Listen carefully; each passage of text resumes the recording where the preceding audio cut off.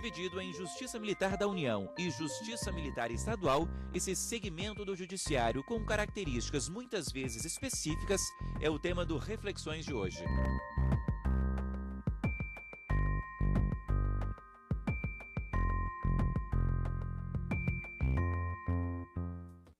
A Justiça Militar da União integra o Judiciário desde a Constituição de 1934. Ela tem competência para processar e julgar os crimes militares. E por ser uma justiça especializada, ela tem características próprias. Por exemplo, cabe ao Superior Tribunal Militar julgar os generais das Forças Armadas. Já militares da PM e do Corpo de Bombeiros têm os seus casos analisados pela Justiça Militar dos Estados. Crimes militares cometidos contra civis também podem ser da alçada da Justiça Militar. O convidado de hoje é o ministro Arthur Vidigal. Arthur Vidigal, ministro do Superior Tribunal Militar, especialista em direitos humanos pela Fundação Universidade de Brasília, em cooperação com a Universidade de Essex, na Inglaterra. Eu quero agradecer a presença do ministro Arthur Vidigal. Muito obrigada.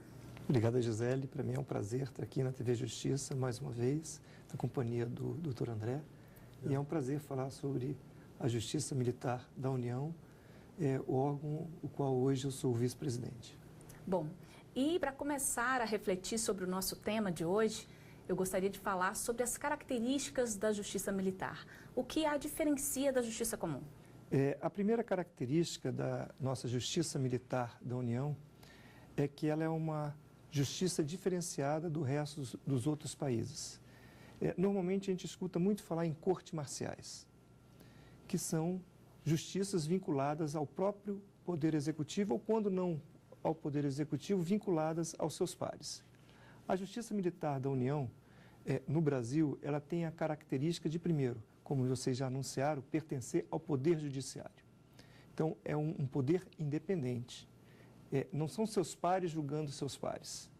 É um poder membro do Poder Judiciário, né? Uma justiça especializada. Especializada como é especializada eleitoral, como é especializada a trabalhista e, por que não dizer, em razão da pessoa, a Justiça Federal.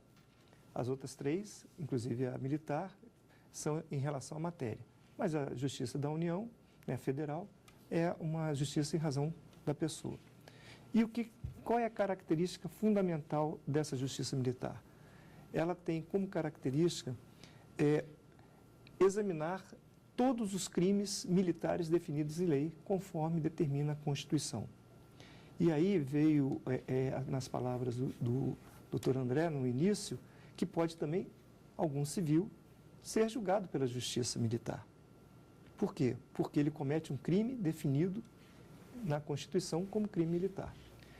Mas é importante dizer que a Justiça Militar da União é um poder, pertence ao Poder Judiciário, e a característica fundamental dela é que ela é eminentemente uma justiça, principalmente em termos de segunda instância, civil. E por que eu posso falar que ela é uma justiça civil? Primeiro, ela é composta de 15 ministros, 10 ministros oriundos das Forças Armadas, generais de última instância, de último patamar, do maior nível. E aí você tem 4 do Exército, oriundo do Exército, 3 oriundos da Marinha e 3 oriundos da Aeronáutica. E mais 5 civis. Um é oriundo da Justiça Militar, o juiz auditor. Um do Ministério Público Militar, um procurador ou um subprocurador. E 3 da carreira da advocacia, né, com a experiência exigida na Constituição. Mais de 10 anos de efetivo exercício. Ou seja, é um tribunal composto de ministros híbrido, desvinculados. Eles não são militares mais. Eles podem continuar usando farda, mas para falar que eles são militares, nós teríamos que analisar o que é ser um militar. Então, a primeira característica militar é o que? Hierarquia e disciplina. E ter comando. Ora, os nossos ministros militares, eles não têm hierarquia e disciplina, eles são independentes. Eles não têm vinculação com quem quer que seja, a não ser com a sua consciência e com a legislação e com a Constituição. Isso é essencial para a independência de um poder como o judiciário. De um magistrado. Então, ele é um magistrado. Então, essa é a segunda instância. E eu não preciso falar dos civis, porque aí ficaria, né, todos são oriundos da advocacia ou de origem jurídica. Teriam formação jurídica necessariamente, bem forte. Né? Então, você tem uma composição que é um escabinato misto. Né? Essa é a composição de um tribunal. Então, essa é uma grande característica do nosso país. Além disso, quem atua na justiça militar? Ministério Público Militar. Quem são os membros do Ministério Público Militar? São civis, concursados, em um concurso extremamente difícil, posso garantir a vocês, e que atuam como o dominus litis, né? O dono da litigância, né? O dono da ação. Temos os advogados, que para atuarem na justiça militar ou qualquer justiça nossa, tem que ser inscrito na OAB, ou seja, são advogados. E temos ainda a Defensoria Pública, que faz um trabalho excelente na Justiça Militar e cuja característica, eu lembro, histórica, né, que a Defensoria nasceu da Justiça Militar, né, com os advogados de ofício. Ah, que então, curioso. O nascituro da Defensoria foi a Justiça Militar e hoje se expandiu para toda a Justiça. Então, essa é uma característica. Aí você podia falar para mim, mas na primeira instância existem militares, né, nos seus conselhos. Sim. É verdade. E é um conselho composto de um juiz auditor concursado. Sim. E de mais 4 militares. A presidência ainda é ainda de um militar, e de um militar que está em atividade. Só que ele é desvinculado da força naquele momento por 3 meses e para atuar na justiça de primeira instância. E quando eu falo desvinculado, não é que ele sai da força, como é no tribunal. Ele continua na força com as suas atividades e exerce esse papel. Aí você fala, mas isso não caracterizaria que aí ele teria uma vinculação com o poder executivo em razão de ser militar? Não, porque aí ele está saindo daquele momento e está exercendo uma função de magistrado. E aí ele vai para julgar.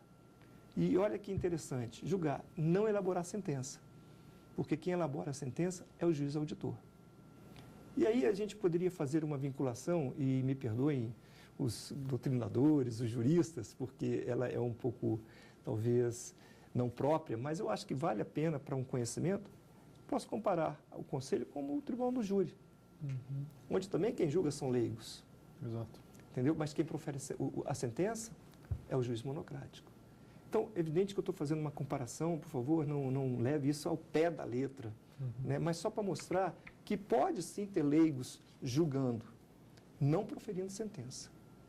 E qual é a importância, né, da participação dos militares, então, nesse processo de formação dessa decisão?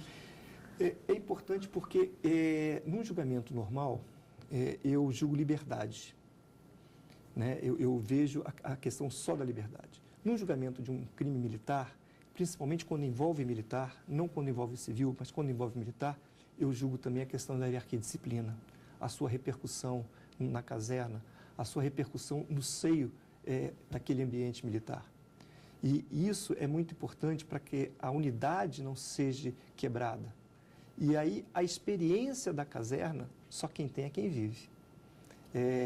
Se pedir para alguém que não tem aquele convívio diário, falar como é que é uma hierarquia e disciplina, se ele nunca viveu aquilo, é complicado, porque isso interfere na sua liberdade. Então, e essa conjunção de liberdade, hierarquia e disciplina, é necessário que haja uma interação. Veja que, mais uma vez, eu estou trazendo uma questão de unidade, ou seja, o leigo com o jurista. Eu sempre digo, e também eu tenho que ter um cuidado quando eu digo isso, que quando a gente julga, né, quando a gente vai decidir, a gente não pode ser só técnico, você não pode ter só o tecnicismo jurídico. É importante você também ter a vivência, você ter o bom senso, você ter a experiência daquilo que você está analisando e julgando. E não que isso vá deixar a liberdade de lado, né, ministra? Porque é um elemento constitucional das Forças Armadas e da organização militar em geral, a disciplina e a hierarquia, sem as quais não é possível se falar, não é, nas funções próprias das tropas, né? Exatamente. E os seus objetivos constitucionais mesmo. Então, eu acho que esse é um aspecto que também para deixar até exposto para quem está nos vendo, né, que a presença do militar, daquele que integra as Forças Armadas, traz para dentro do Poder Judiciário uma visão que é também inerente ao próprio, deve ser inerente ao próprio Poder Judiciário. Né? Ela não é uma visão externa, me parece, ela é uma visão interna, e é por isso que a nossa característica do Poder Judiciário militar no Brasil, né, é tão, vamos dizer assim, salientado como muito típico, né, do Brasil, não é isso? Exatamente. Perfeito, acho que essa é a ideia, André, essa interação e principalmente trazer essa vivência da caserna. E só quem vive a caserna, só quem vive aquela hierarquia e disciplina pode possibilitar ou ajudar no convencimento até da própria liberdade. E tem funcionado? Muito. Na prática funciona muito bem. Essa interação, esse julgamento. Vamos falar da primeira instância, depois eu vou falar da minha experiência no tribunal. É evidente que nós precisamos mudar algumas coisas. Ela não é uma justiça estática, né? Nós estamos em plena época de modernização, precisamos aprimorar a nossa justiça como um todo. A justiça estadual até já avançou mais que a justiça da União. E isso nós podemos depois conversar um pouquinho mais com os juízes da primeira instância e do próprio Tribunal dos Estados. Mas a primeira instância hoje, a presidência, por exemplo, ainda é do militar, não é do juiz auditor. Mas existe um projeto que já foi aprovado pelo STM, então ele é de autoria do próprio STM, encaminhado ao Congresso, onde a presidência da auditoria, do julgamento, passa para o juiz auditor. Já não é mais o mais antigo que preside, e sim vai ser o juiz auditor. Então, já é a primeira alteração onde ele vai dirigir os trabalhos, assim dizer, né, como presidente. Então, isso é uma alteração que vai ajudar a dar uma celeridade, a dar uma autonomia maior aos próprios julgamentos. Porque hoje você sabe que o Conselho Especial e o Conselho Permanente de Auditoria, né? O Conselho Especial é formado para o julgamento de oficiais e o Conselho Permanente para o julgamento dos prazos. Ministro, na verdade esse tema tem muitos desdobramentos. Eu vou pedir licença, nós vamos agora para um breve intervalo e voltamos em um segundo.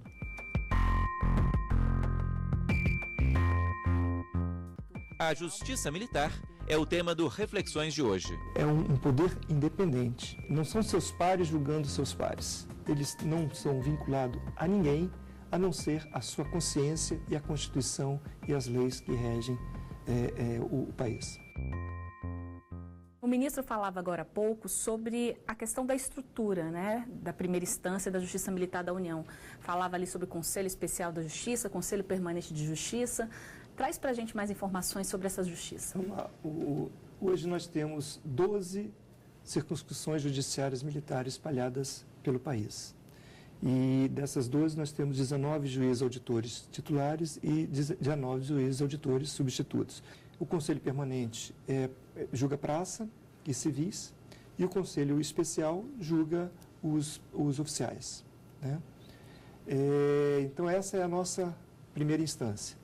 E a segunda instância e o tribunal, vamos dizer assim, especial que nós temos é o tribunal, né, o Superior Tribunal Militar, como eu já expliquei no início, composto de 15 ministros. E 15 ministros, magistrados, em que pese 10 usarem farda, porque assim a lei permite, a lei de organização militar permite, esses 10, eles têm independência, eles não são vinculados a ninguém, a não ser a sua consciência e a Constituição e as leis que regem o país. É evidente que eu estava explicando para você que nós precisamos de mudanças e está correndo, já está em tramitação no Congresso Nacional, especificamente na Câmara, uma atualização da nossa lei de organização judiciária, onde prevê o juiz presidindo o conselho, o juiz auditor, onde prevê que o juiz auditor será o único a decidir sobre questões civis monocraticamente, não mais em colegiado,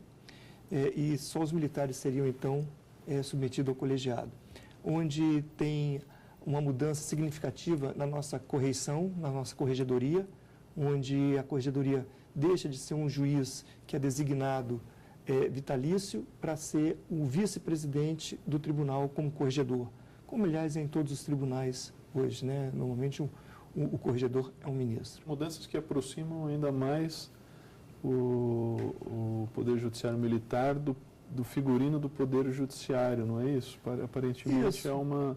Pode ser feita essa leitura. Sim, exatamente para mostrar que ele está à disposição da sociedade. É uma justiça que ela não é... Não que ela não funcione agora, não é, ministro? Mas é porque talvez seja isso, né? Uma demanda da sociedade. Com certeza, com certeza. Eu acho que isso é muito importante, que cada vez mais ela fique mais próxima da sociedade. Porque ela é uma justiça para a sociedade, ela não é uma justiça fora do mundo real, ou que venha servir ou beneficiar de privilégio, de né? privilégios. Justiça de privilégio. Exatamente. Ela é uma justiça que busca a preservação da hierarquia e disciplina, da liberdade, entendeu? Em todos os seus sentidos, em todo o seu panorama maior. Nós estávamos aqui também a falar sobre a questão das características específicas, né, dessa questão da hierarquia, disciplina, como o ministro colocou. E nós tivemos uma decisão do Supremo Tribunal Federal no que diz respeito ao porte de droga para consumo pessoal. E, na oportunidade, os ministros eles discutiam sobre a aplicação ou não do princípio da insignificância no âmbito da justiça militar.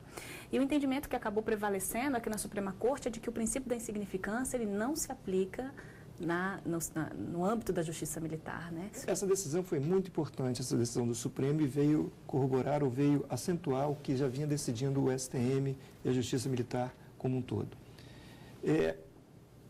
Isso não é muito difícil de explicar. Por que não pode ter o princípio da insignificância na Justiça Militar da União?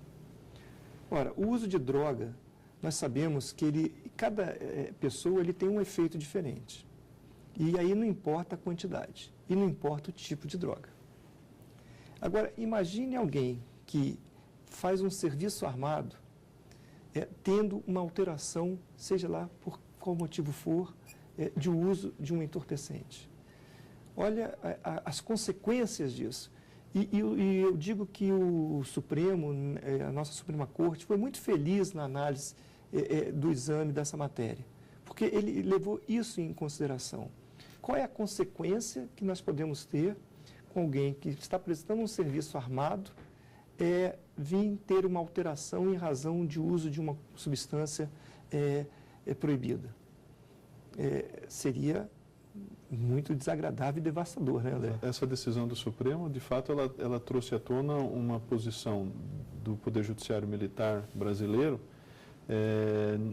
nesse sentido que a gente acabou de expor, de que não é uma justiça que queira trazer algum tipo de privilégio ou benefício ou um tratamento mais beneficiado para os militares. Muito pelo contrário, não é? Por vezes o tratamento dispensado e deve ser e tem sido muito mais rigoroso, porque justamente está em jogo um valor que é constitucional, que é o da hierarquia que diz respeito à questão da segurança em geral, a segurança pública, a segurança nacional, enfim. Não é? E isso, eu acho que esse julgamento ele é muito simbólico também nesse aspecto. Me parece que ele é importante até para a própria sociedade compreender a relevância para ela, a sociedade, de uma justiça atenta a detalhes que não integram o restante do Poder Judiciário. E analisando os casos, né, que chegam à Justiça Militar, inclusive também a própria Justiça Militar Estadual, mas especialmente a Justiça Militar da União, a gente percebe que há diversas particularidades, né, que decorrem. Não é? Quando a gente fala de hierarquia, de ordem, assim, parece muito abstrato, mas realmente, não é? No caso a caso, é possível mesmo identificar muitas situações em que isso se desdobra, isso é especificado, isso é detalhado, não é? Há uma aplicação prática efetiva disso. Não é? Então, eu queria aproveitar para perguntar um pouco sobre, se o senhor lembra, poderia claro, lembra, mas se poderia nos trazer aqui alguns casos mais relevantes, recentes ou históricos de julgamentos aqui da Justiça Militar. No caso histórico, eu acho que é importante mostrar que a liminar em habeas corpus, a primeira liminar concedida em habeas corpus foi na Justiça Militar.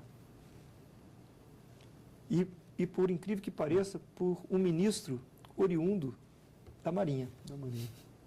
Então, é a primeira vez que se inaugurou esse instrumento tão importante de liberdade, que é a concessão da liminar. Porque você esperar um julgamento completo, mesmo que seja de um habeas corpus, para depois verificar que preenchia todos os requisitos para que aquele cidadão respondesse em liberdade e aguardar o final disso, quer dizer, nós não estaríamos cometendo aí uma injustiça ou uma justiça tardia? Então, a primeira liminar concedida foi no Superior Tribunal Militar e concedida por um ministro oriundo das Forças Armadas. Interessante. Então,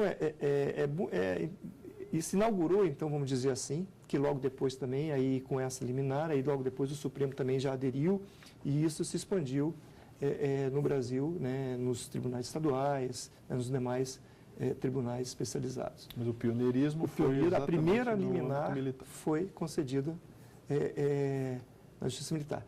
E é uma justiça de 208 anos, nós não podemos esquecer isso. É a mais antiga, né? É a mais antiga, é a justiça que inaugura, né, o poder judiciário nesse país. Então, é verdade.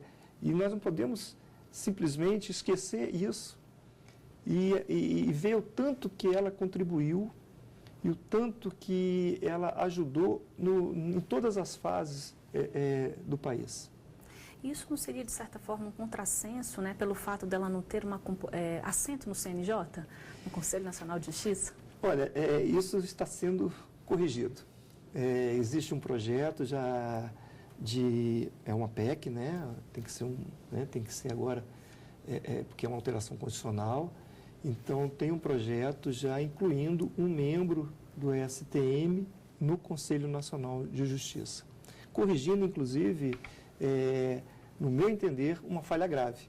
Porque nós somos um tribunal superior, respondemos a todos os quesitos do CNJ e, no entanto, não temos o assento necessário para levarmos os nossos anseios, levarmos as nossas discussões, os nossos erros e os nossos acertos junto ao CNJ. É uma questão de representatividade e paridade, porque, de fato, o STM, toda a Justiça Militar, também atende a todas aquelas demandas que o Conselho Nacional de Justiça, as resoluções, todas que... E eu acho que, de fato, também me parece importante que haja essa integração no Conselho Nacional, porque que foi um órgão, um órgão ainda, vamos dizer assim, ainda é novo, são 10 anos, né, ministro? 10 anos. Mas muito importante. É importante, criou uma nova mentalidade no Poder Judiciário no Brasil, na própria sociedade, né? E a presença, certamente, da experiência da Justiça Militar traria contribuições também para o restante do Poder Judiciário. Já caminhando para o final do nosso debate, os condenados, né, por crimes militares, que são julgados aí pela Justiça Militar da União, eles cumprem pena em que local? Bom, vamos lá. Os militares cumprem pena nos quartéis ou nas penitenciárias militares. Hoje nós temos uma penitenciária no Rio de Janeiro, que é, se eu não me engano, dos fuzileiros navais da Marinha do Brasil. E os demais nos quartéis, quando militares, ou quando em atividade. Agora, aqueles que estão desligados das forças, eles vão para o regime prisional comum, né, civil, normal. E aí lá eles vão ter todo o regramento de execução da pena aplicado a eles. Essa é uma outra correção que nós temos que atualizar e fazer, porque nós não temos a execução da pena, não temos a lei de execução da pena. Nós vamos até a aplicação da pena. A execução, tirando a questão do militar, você aplica, então, a legislação comum.